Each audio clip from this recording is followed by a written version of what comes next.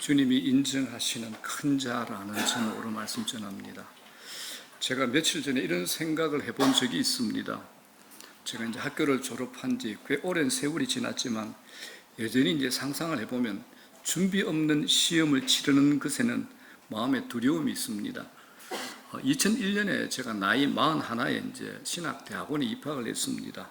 인천에는 직장이 있고 또 등촌동 이곳에 목회, 또 방배동의 학교, 이 세 곳에서 매일 이제 회사 업무도 해야 되고 또 교회 목회도 해야 되고 그리고 저녁에는 또 공부해야 되기 때문에 공부 시간이 절대적으로 부족했습니다. 그래서 이제 지금도 가끔 꿈에서 학점이 미달돼 가지고 다시 시험을 치르는 그런 끔찍한 꿈을 지금도 제가 꾸기도 합니다. 이런 상상을 제가 한번 해봅니다. 제게 과학은 아주 취약 과목입니다. 그런데 이제 교수가 이런 문제를 냈다고 칩시다. 서로 종류가 다른 세 가지 동위 원소를 밝히고 그것을 구분하는 전자기적 특성을 논술하라.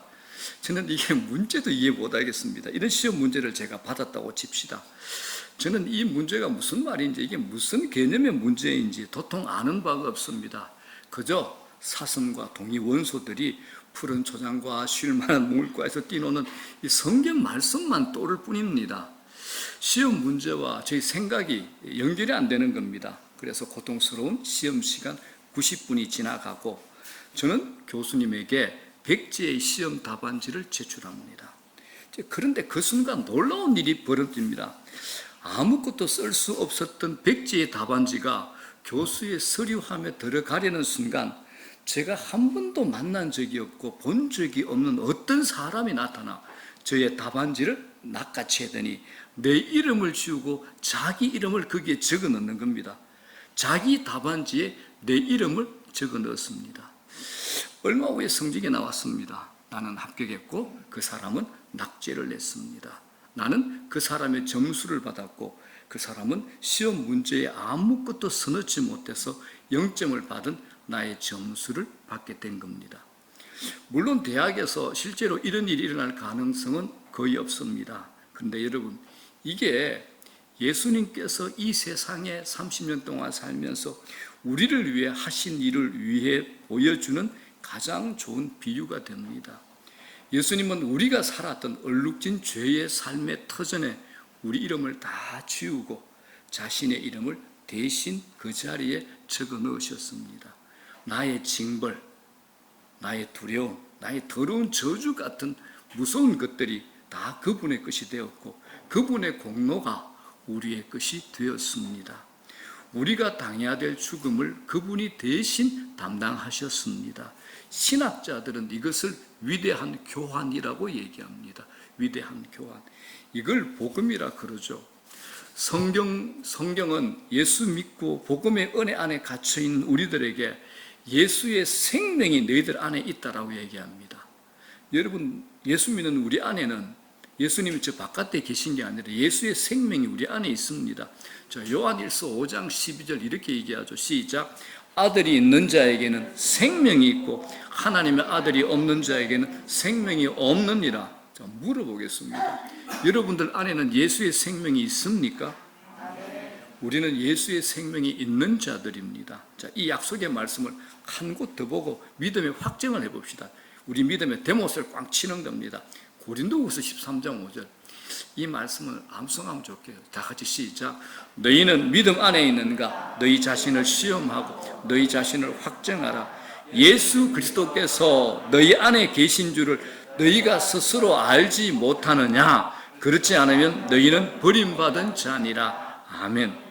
예수가 너희 안에 있다는 것을 믿는 믿음이 없다면 너희는 하나님으로부터 버림받은 자니라라는 무슨 말씀입니다. 우리는 대부분이 예수 생명을 가지고 사는 자들입니다. 그런데 이곳에서만 머무르면 안 됩니다. 더 나아가셔야 됩니다. 그래서 오늘은 예수님 만나서 예수님의 생명을 가지고 예수님께 최고로 칭찬받았던 세례 요한의 삶을 한번 추적해 보고자 합니다. 우리가 먼저 확인해야 될 것이 있습니다. 여러분, 믿음이 무엇이죠? 나는 믿습니다는 믿음이 무엇입니까? 믿음이란 하나님 말씀을 내 삶에 적용하는 것, 이걸 믿음이라 그러죠. 하나님 말씀에 순종하는 것까지가 내 믿음입니다. 나는 믿는데 순종 안 했어요. 그 믿음 아니잖아요. 순종하는 것까지가 믿음입니다. 순종한 내 삶을 말합니다. 제가 잘 아는 목사님께서 주일 예배를 마치고 양화대교를 지나에 갔다고 합니다. 그런데 주차 금지 구역인 양화대교 입체 교차로 곁에서 자동차 2대가 세워졌는데 그 뒤에서 아주 예쁜 옷을 입은 두 여인이 싸우고 있었습니다. 이제 말싸움하는 정도가 아니라 손가락이 상대방의 눈앞에서로 막 지나가는 그런 험악한 분위기 정도로 싸웠답니다. 그런데 이 목사님께서 평소 같으면 그냥 지나가셨을 텐데 그날은 차를 세우고 그것을 구경했다고 합니다. 왜냐하면 2대의 자동차 모두 뒤에 자동차 뒤에 창문에 성경책이 다 놓여 있었다고 합니다. 아마 주일 예배를 드린 후에 차를 몰고 돌아가던 두 여인께서 사소한 운전 시비 끝에 자동차마저 세운 채 싸우고 있었던 것 같습니다. 목사님도 예배 마치고 피곤하죠. 이제 그냥 집으로 가면 되는데 그날따라 호기심이 생기더랍니다. 그래서 주일 예배 드린 크리스찬들이 왜 저렇게 볼상사납게 싸우는지, 그리고 무엇보다도 그 싸움을 어떻게 마무리하는지 확인하고 싶은 마음에 차를 잠깐 세우고 구경을 했다랍니다. 한참을 싸우더니 앞차 여인이 갑자기 씩씩거리면서 자기 자동차로 걸어갑니다. 그리고 자기 자동차 뒷창문에 놓여있던 성경책을 집어들더니 뒷차 여인에게 가는 겁니다. 이쯤 되니까 이제 구경하던 목사님이 속으로 이런 생각이 들더랍니다. 그러면 그렇지, 저들이 응격결에 싸우기는 하지만 역시 하나님 말씀으로 화해하겠지라는 생각이 들더랍니다. 그때 이제 뒷차 여인도 앞차 여인이 갑자기 뒤돌아섰기 때문에 싸움이 끝난 것으로 생각하고 막 자동차를 타려던 순간이었습니다. 그런데 뒤돌아온 앞차 여인이 손에 댄 성경책으로 뒷차 여인의 뒤통수를 내려쳤습니다. 기습을 당한 뒷차 여인이 휘청했죠. 그 바람에 성경책은 땅바닥에 내팽개쳤습니다. 상대방을 성경으로 후려친 앞차 여인은 땅바닥에 성경책은 아랑곳하지 않고 자기 차로 이제 뛰어가는 겁니다. 이번에는 봉변을 당한 뒷차 여인이 성경책을 주워들고 달려가는 모습을 보고 목사님은 그냥 그곳을 빠져나왔다고 합니다. 우리가 추측할 수 있는 것은 이 두 분은 다 그날 은혜로운 예배를 드렸을 겁니다. 그러나 그들이 예배 시간을 통해서 하나님으로부터 어떤 말씀을 받았든 그 말씀에 대한 순종과 적용이 따르지 않았을 때 그들은 대단히 부끄러운 선택을 할 수밖에 없는 겁니다. 우리가 아무리 교회를 다녀도 교회에서 듣고 배운 말씀이 삶 속에서 드러나거나 적용되지 않는다면 교회 안의 삶과 교회 밖의 내 삶은 점점 더 거리가 멀어지고 말 겁니다. 신자라면 누구나 세례를 받습니다. 세례는 형식적인 통과 절차가 아닙니다. 세례란 그리스도 안에서 나의 옛사람은 죽고 새 생명을 얻어 새로운 삶을 시작하는 것, 이걸 세례라 그럽니다. 사도 바울이 세례를 우리가 가장 잘 이해할 수 있도록 고린도전서 10장 말씀을 가지고 우리에게 이렇게 설명합니다. 우리가 출애굽기 잘 알잖아요. 이스라엘 백성들이 하나님의 개입으로 애굽 종살이 430년을 마치고 하나님께서 약속하신 가나안 땅을 가는데 앞에 홍해가 다 가로막고 있습니다. 이때 마음이 돌변한 애굽 왕이 온 군대를 이끌고 이스라엘 백성들을 추격하기 시작합니다. 이스라엘 백성들은 진퇴양난에 빠집니다. 앞에는 홍해 바다가 가로막고 있고 뒤에는 애굽의 대전차 부대가 자기들을 사로잡으러 쫓아옵니다. 도간에 던지죠. 이스라엘 백성들은 영락없이 죽은 목숨이었습니다.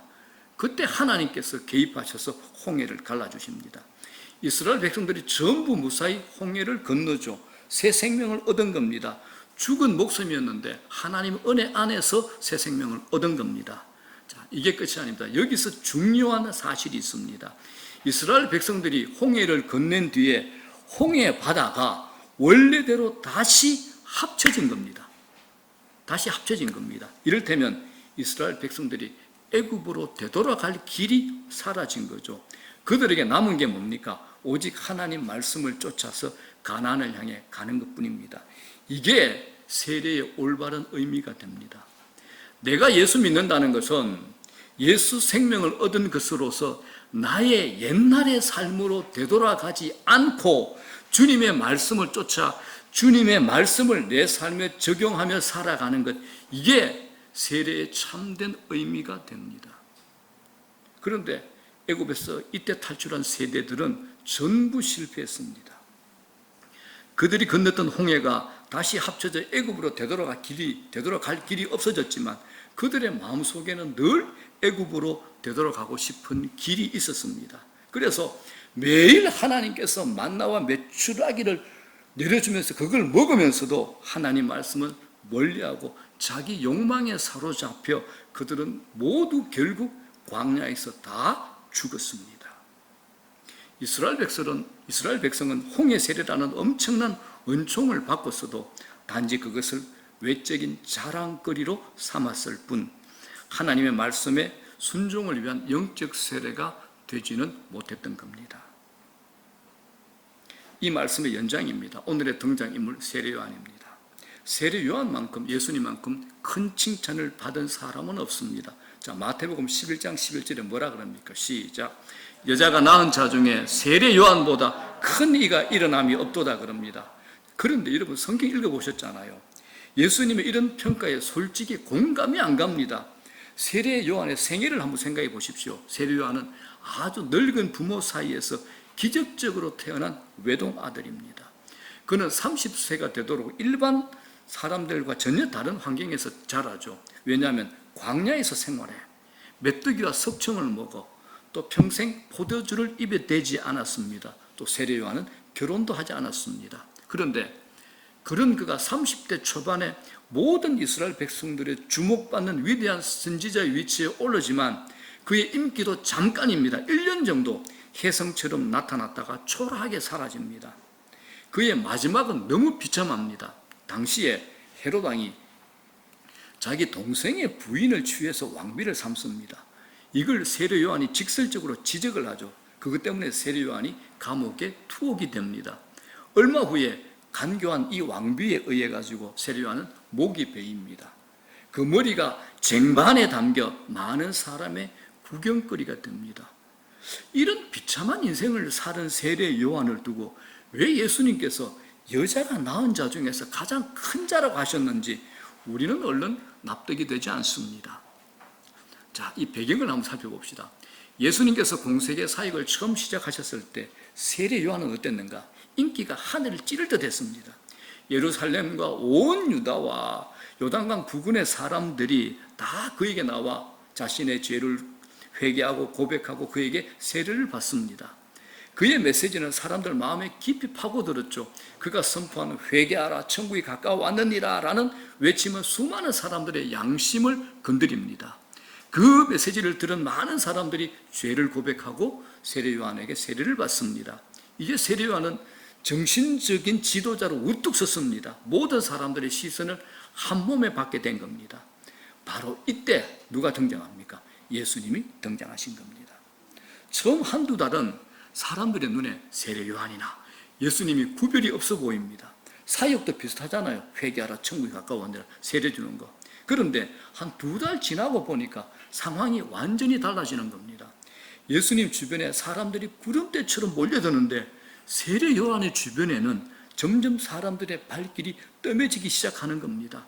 그러니까 누가 속이 상할까요? 누가 속이 상할까요? 세례 요한의 제자들이 마음이 상한 겁니다. 그래서 제자들이 자기 선생 세례 요한에게 이런 말을 합니다. 26절을 볼게요. 시작. 그들이 요한에게 가서 이르되 랍비여 선생님과 함께 요단강 저편에 있던 곧 선생님이 정언하시던 이가 세례를 베풀매 사람이 다 그에게로 가득이다. 사람이 다 그에게로 가득이다. 이 안타까움을 아시겠습니까? 제자들의 마음을.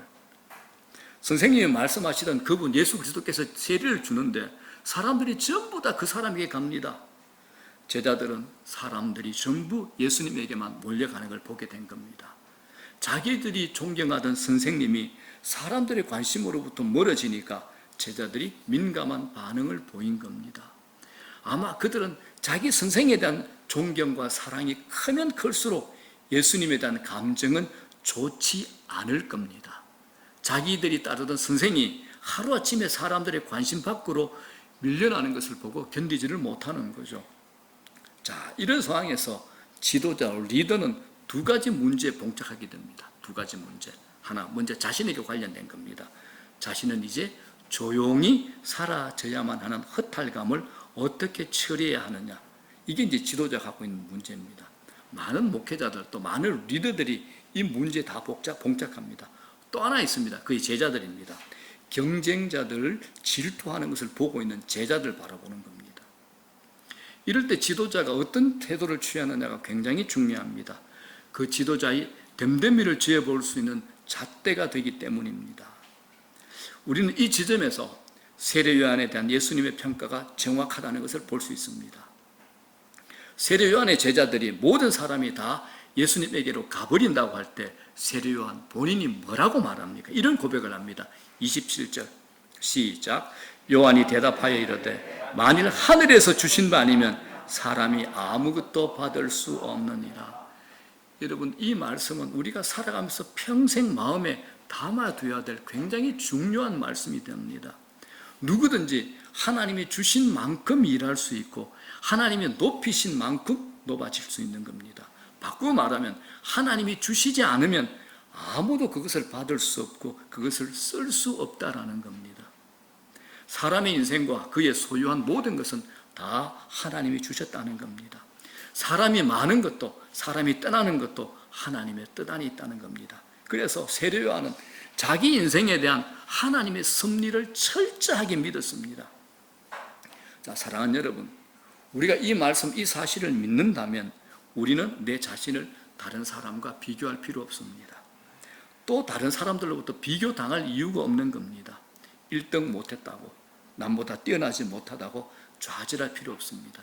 자기 삶 안에서 성실하게 기쁨으로 하루하루를 오늘을 살면 되는 겁니다. 하나님이 이미 나에게 귀한 것을 주셨기 때문입니다. 하나님이 주신 것을 어떻게 별 볼 일 없다고 내팽개치고 다른 사람이 가진 것을 자기는 가지지 못했다고 안달하며 살 수 있겠습니까? 이걸 시편에도 이렇게 말씀합니다. 시편 75편입니다. 다 같이 시작.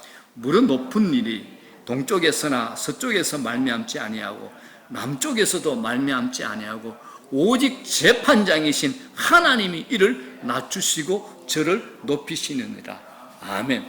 누가 하신다는 겁니까? 하나님이 하십니다. 성공을 위해서 노력하셔야 됩니다. 성실하게 사셔야 합니다. 그러나 우리가 성공을 위해서 노력할 때 절대로 놓치지 말아야 될 시각이 바로 이 시각입니다. 우리의 모든 인생과 자리는 하나님이 주신 것이며 하나님이 세워주셔야만 이게 지켜지는 겁니다. 지켜지는 겁니다. 교회는 특성상 다양한 사람을 만날 수밖에 없는 장소입니다. 그런데 사람들을 만나다 보면 자연적으로 생기는 현상이 있습니다. 다른 사람들과 나를 비교하는 겁니다. 그 안에서 수많은 교만을 느끼기도 하고 열등감을 느끼기도 하고 불평과 원망의 마음을 갖기 쉽습니다.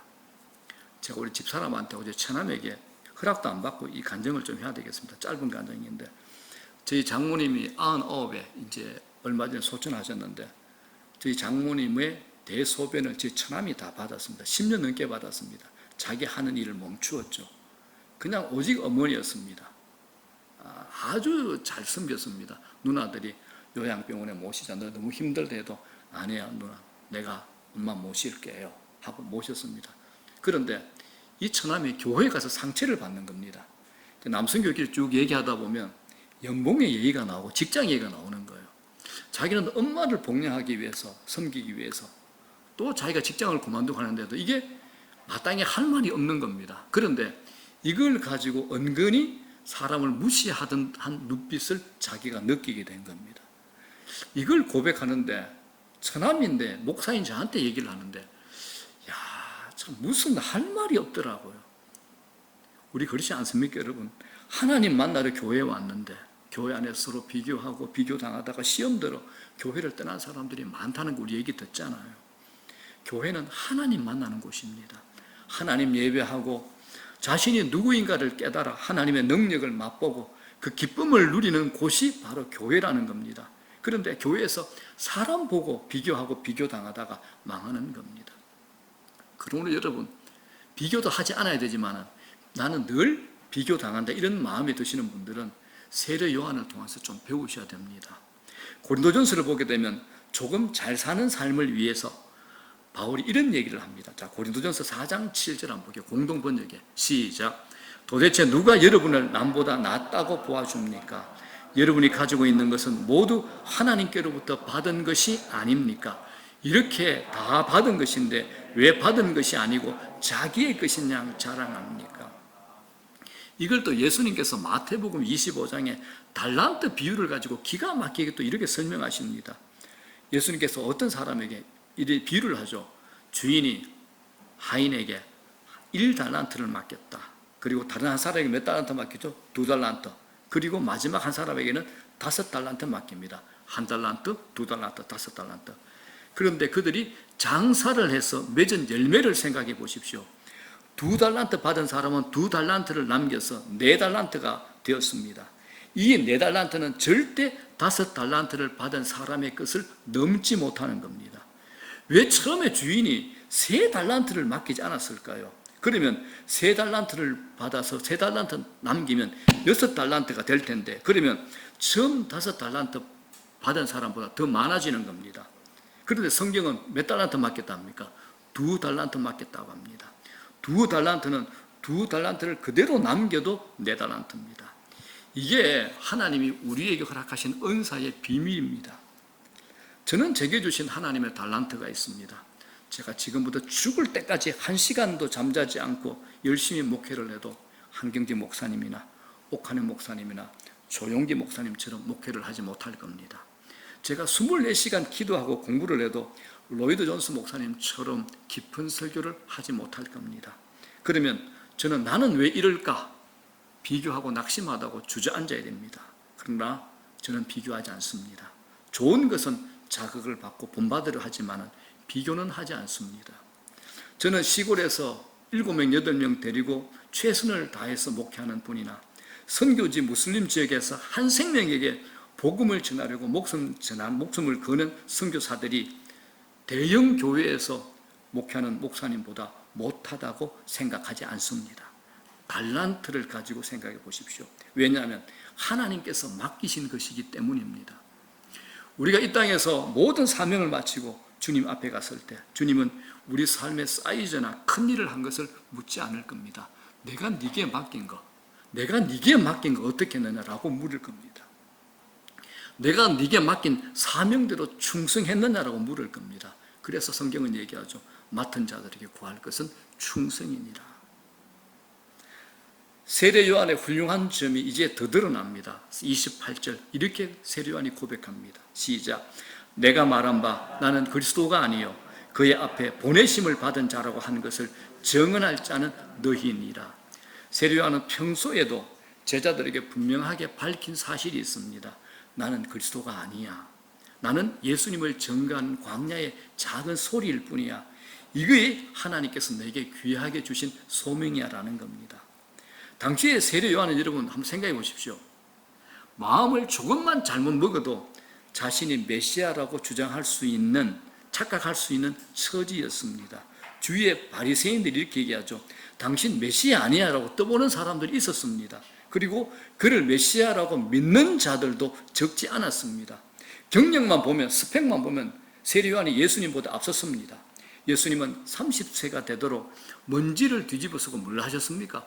대패질하던 목수였습니다. 그런데 세례 요한은 20년이 넘도록 광야에서 거룩한 수도 생활한 존경받는 목회자였습니다. 예수님보다 훨씬 더 다른 사람들에게 매력을 줄 수 있는 사람이 세례 요한이었습니다. 그러나 세례 요한은 자신이 누구며 무엇을 위해 하나님의 보내심을 받았는지 정확하게 알고 있는 인물이었습니다. 이런 지혜가 있는 사람은 자기 몸에 맞지 않는 옷을 탐내지 않습니다. 그리고 자기보다 큰 옷을 입은 사람을 시기하지 않는 겁니다. 제가 목회하면서 차라리 저 사람은 성공하지 않았으면 좋았을 뻔했는데 라는 사람을 가끔 보게 됩니다. 자신의 성공 때문에 하나님으로부터 멀어지고 강팍해지고 무엇보다 사람들에게 손가락질 당하고 가족들로부터 멀어지는 사람을 제가 들어봅니다. 여러분 아시죠? 진정한 성공은 사회적 성공이 아니라 하나님이 인정하시는 성공이 되어야 됩니다. 하나님이 인정하시는 성공요. 사랑하는 여러분, 세례 요한처럼 빛도 없고 이름도 없는 작은 일에 부름받았다 할지라도 그 일에 충성하십시오. 대신에 큰 일에 부름받은 형제를 비판하거나 질투하지 않는 사람이 되셔야 됩니다. 이렇게 되셔야 됩니다. 그래야 예수님이 세례 요한을 칭찬해 주신 것처럼 우리도 칭찬해 주실 겁니다. 이게 예수 생명을 가진 자가 더 나아가서 살 수 있는 방법이 됩니다. 29절 보겠습니다. 다 같이 시작. 신부를 취하는 자는 신랑이나 서서 신랑의 음성을 듣는 친구가 크게 기뻐하나니 나는 이러한 기쁨으로 충만하였노라. 이런 말이죠. 신부를 차지하는 사람은 신랑이다. 신랑의 친구는 신랑이 오는 소리를 들으려고 서 있다가 신랑의 음성을 들으면 크게 기뻐한다. 나는 이런 기쁨으로 차 있다. 이런 얘기인데 제가 이게 배경을 좀 문화적인 배경을 설명드려야 될 것 같습니다. 이건 비유인데 여기에서 신부는 이스라엘이죠. 우리입니다. 신랑이 누굴까요? 예수님. 신랑의 친구는 세례 요한입니다. 유대인의 결혼 관습에 따르면 낮에 찾아오는 결혼 하객들은 신랑이 맞는 게 아니라 신랑 친구가 맞아서 대접을 합니다. 그리고 밤이 깊어서 신랑이 온다는 소식이 들리면 제일 먼저 반갑게 맞이하는 사람도 신랑 친구가 됩니다. 이렇게 해서 결혼식이 마쳐지면 신랑 친구의 역할은 끝납니다. 그러다가 이제 신랑이 나타나면 모든 사람이 신랑을 주목하지 신랑 친구를 바라보지는 않습니다. 그럼에도 신랑 친구는 그 자리에 있는 신랑 때문에 기뻐하는 겁니다. 세례 요한은 신랑 친구의 역할을 하는 자기가 이런 기쁨을 가지고 있다라고 고백을 합니다. 누가복음을 보게 되면 누가복음 1장을 보게 되면 세례 요한은 예수님 이름만 들어도 펄떡펄떡 뛰면서 좋아했던 사람이었습니다. 세례 요한이 어머니 뱃속에 있을 때입니다. 예수님을 임신한 마리아가 찾아와 자기 어머니와 인사를 나눌 때 세례 요한은 그 뱃속에서 기뻐했다라고 성경은 증언합니다. 자, 누가복음 1장 44절 볼게요. 세례 요한의 어머니 엘리사벳이 이렇게 말합니다. 다 같이 시작. 아이가 내 복중에서 기쁨으로 뛰놀았도다. 태중에서부터 예수님 이름만 들어도 기뻐했던 그가 이 세상을 위해 오신 예수 그리스도 그를 보았을 때 그 기쁨이 얼마나 대단했을까요? 그래서 세례 요한처럼 예수님을 진정으로 기뻐하는 사람이 하나님 보시기에 큰 자라는 겁니다. 하나님 보시기에 이런 자가 큰 자라는 겁니다. 이 세상에서 누리는 어떤 명예보다도 우리를 구원하기 위해서 이 세상에 오신 예수님 때문에 기뻐하는 사람을 하나님은 큰 자로 보십니다. 하나님이 이걸 고린도후서의 바울을 통해서 이렇게 비유하기도 합니다. 시작. 하나님의 약속은 얼마든지 그리스도 안에서 예가 되나니 그런즉 그로 말미암아 우리가 아멘하여 하나님께 영광을 돌리게 하느니라. 성경에 기록된 하나님의 모든 약속 그리스도 안에서 예가 됩니다. 그리스도 안에서 예가 됩니다. 그래서 우리는 어떻게 반응합니까? 아멘하며 하나님께 영광을 돌리게 되는 겁니다. 성경의 모든 약속 그리스도 안에서 완성이 되고 성취가 되는 겁니다. 세상에서 실패자처럼 보이는 인생을 살고 있는 사람일지라도 예수 그리스도를 생각할 때마다 그 얼굴에 기쁨이 넘치면 하나님은 그 사람을 큰 자라고 하시는 겁니다. 왜 그렇습니까? 예수님보다 크신 분이 없기 때문입니다. 하늘과 땅의 모든 권세를 가지신 분이 예수님입니다. 그러므로 이 크신 예수님을 기뻐하는 자도 예수님을 닮아가는 겁니다. 기독교 최고의 변증과 캠브리지 대학의 교수였던 C.S. 루이스의 책이 있습니다. 천국과 지옥의 대화라는 책을 보면 이런 얘기가 나옵니다. 천국에 문지기가 서 있습니다. 사람들이 천국에 들어가기 위해서 몰려들죠.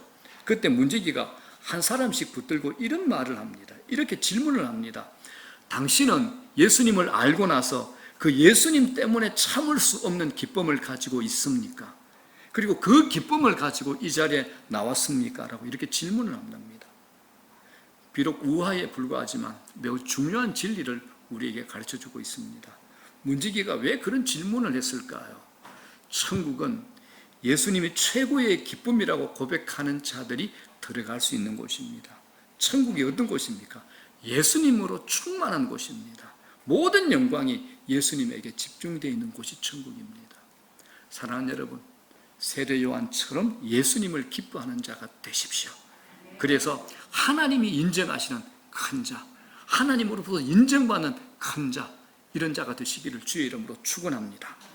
자, 말씀 정리합니다. 35절 뭐라 그럽니까? 다 같이 시작. 아버지께서 아들을 사랑하사 만물을 다 그의 손에 주셨으니, 만물을 다 그의 손에, 예수 그리스도의 손에 주셨으니라고 합니다. 예수님이 우리의 생명과 죽음, 복과 저주를 결정하십니다. 인간의 몸을 입고 이 땅에 찾아오신 성자 하나님 예수 그리스도에 의해서 우리 인생이 결정됩니다. 우리가 그 사실을 믿는다면 어떻게 해야 될까요? 그리스도께 모든 것을 집중하고 나를 통해서, 우리를 통해서 그리스도께서 영광을 받으셔야 됩니다. 나는 중요하지 않습니다. 하나님이 다 이루시기 때문입니다. 이게 바로 예수님께서 세례 요한을 향해서 이 땅에서 가장 큰 자라고 한 이유가 됩니다. 그는 하나님이 자기에게 준 인생을 감사히 받았습니다. 약대 트롯을 입은 단벌 신사잖아요. 거친 음식 먹으면서 나이 30에 요절했습니다. 그런데 그는 주님에게만 영광 돌리며 찬양하며 기쁨으로 살았습니다. 사람들이 그에게서 다 떠나 그리스도께 몰려가도 그는 흔들리지 않았습니다. 자신의 사명을 알고 살았던 자가 바로 세례 요한입니다. 36절 뭐라 그럽니까? 마지막입니다. 36절입니다. 시작. 아들을 믿는 자에게는 영생이 있고 아들에게 순종하지 아니하는 자는 영생을 보지 못하고 도리어 하나님의 진노가 그 위에 머물러 있느니라. 믿는 자에게는 뭐가 있다고요? 영생이 있다고 합니다. 그렇다면 당연히 뒤에 따라오는 말씀은 믿지 않는 자는 영생을 보지 못하고 라는 말씀이 나와야 되는데, 그런데 믿지 않는 자가 이 단어가 들어갈 자리에 순종하지 아니하는 자라는 말씀이 들어가 있습니다. 믿음의 반대는 불신이 아니라 순종치 아니한 불순종이라는 겁니다. 그래서 믿음은 당연히 순종이 따라야 됩니다. 이렇게 말할 수 있습니다. 사랑하는 여러분, 예수 믿는 건 놀라운 겁니다. 이런 분이, 하늘과 땅의 권세, 생사화복을 주장하는 이런 분이 영으로 우리 안에 계시는 겁니다. 예수 생명이 우리 안에 있는 겁니다. 이게 예수 믿는 겁니다. 그래서 여러분, 이거 현실적으로, 사실적으로, 실제적으로 믿고 살면 좋겠습니다. 이렇게 얘기할 수 있습니다. 우리가 이렇게 예배 드리잖아. 나 보고 있잖아요. 이게 사실이에요. 그런데 예수님께서 영으로 우리 안에 계신 게 더 사실이고 더 실제고 더 현실이라는 겁니다. 이거 믿고 사십시오. 이건 세상을 초월하는 겁니다. 저와 여러분 모두가 하나님이 인정하시는 큰 자가 되시기를 주의 이름으로 축복합니다.